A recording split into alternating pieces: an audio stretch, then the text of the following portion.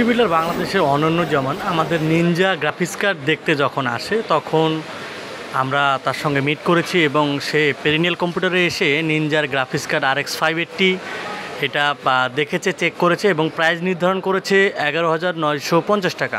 সুতরাং আপনারা বাংলাদেশের সব জায়গা থেকেই একদিনের ভিতরে ডেলিভারি পাবেন 11,990 টাকায় আপনাদের পছন্দের নিনজা RX 580 গ্রাফিক্স কার্ড।